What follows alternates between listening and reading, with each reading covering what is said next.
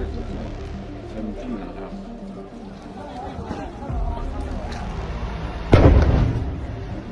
May 4th, हाय दोस्तों, कैसे हैं आप? आशा करता हूँ कि आप ठीक होंगे।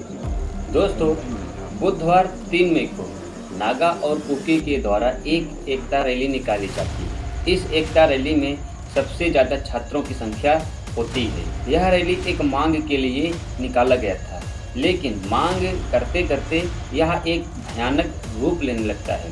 यह इतना भयानक रूप ले लेता है कि कुछ समय के बाद दंगे होने लगते हैं और दंगे इतने ज़्यादा होता है कि यह सभी जगह फैलने लगता है। वह चारों तरफ इधर उधर की चीज़ों को तोड़ने फोड़ने लगते हैं और आगजननी करने लगते हैं।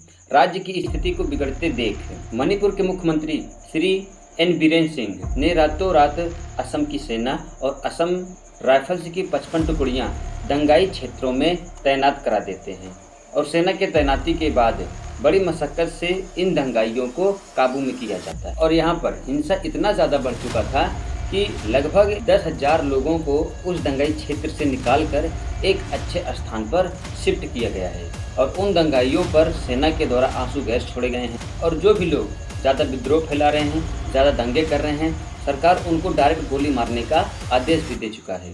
साथ ही सभी राज्यों में धारा 144 लागू हो चुका है और इसके चलते अभी धारा 355 भी लागू हो चुका है और 5 दिनों के लिए नेट सेवाएं बंद कर दी गई हैं ताकि ज़्यादा वायलेंस और राज्यों तक न फैलने पाए।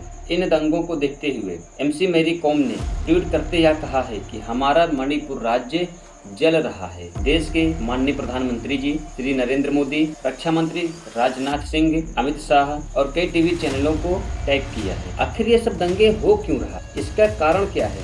दंगा होने क्या लोग यूं ही सड़क पर उतर गए रैली करने के लिए? और इसके पीछे का कारण जानते हैं, लेकिन इसके पहले और थोड़ा हम मणिपुर के बारे में जान लेते हैं, क्योंकि बिना मणिपुर के बारे में हम थोड़ा जाने हम कारण तक नहीं पहुंच पाएंगे। जैसा कि आप जानते हैं, मणिपुर भारत के पश्चिम में स्थित है और राजधानी इम्फाल है। इनके पड़ोसी राज्यों की बात किया जाए तो नागालैंड, मिजोरम, असम है। क्षेत्रफल 22,347 वर्ग किलोमीटर है।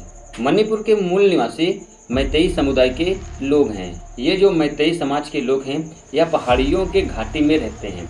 इनकी भाषा मैतिलोन है, जिसे मणिपुरी भाषा भी कहा जाता है। यह भाषा 1992 में भारत के संविधान के 8वीं अनुसूची में जोड़ा गया है और इस भाषा को उसी वर्ष यानी 1992 में ही राष्ट्रीय भाषा का दर्जा दिया गया है। ये तो हुआ मैतेई समाज का, जो वैली घाटी में रहते हैं। अब वो बच जाते हैं जो वैली घाटी में नहीं रहते, नागा और कुकी, और कहानी यहीं से मोड़ लेती है। अब ये जो मैतेई समाज के लोग थे, यह जो घाटी में निवास करते थे, इनको ST कैटेगरी से यानी अनुसूचित जनजाति से बाहर रखा गया था। और वहीं जो दूसरी जनजाति है नागा और कुकी, उनको ST कैटेगरी में रखा गया है। मैतेई समुदाय के लोगों का कहना है कि हमें भी ST कैटेगरी में शामिल किया जाए ताकि सरकार के सारी सुविधाओं का लाभ हमें भी मिले, हमें भी आरक्षण मिले, हमें भी सरकार की तरफ से पूरी सहायता मिले।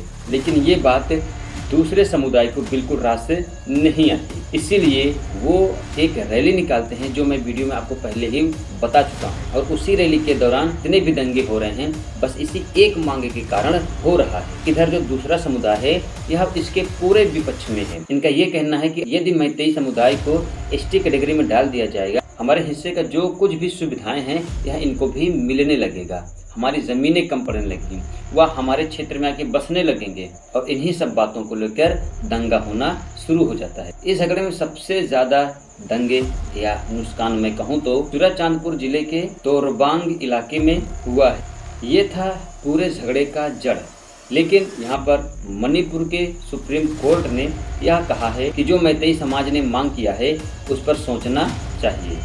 देखो अब मणिपुर सरकार क्या करती है, यह तो आने वाला समय ही बताएगा। चलो दोस्त, वीडियो के अंत में ये कहूँगा, अगर आपको हमारे वीडियो से कुछ सीखने को मिला हो तो आप हमारे चैनल को सब्सक्राइब कर लीजिए, साथ में बेल आइकन भी दबा लीजिए। Thank you.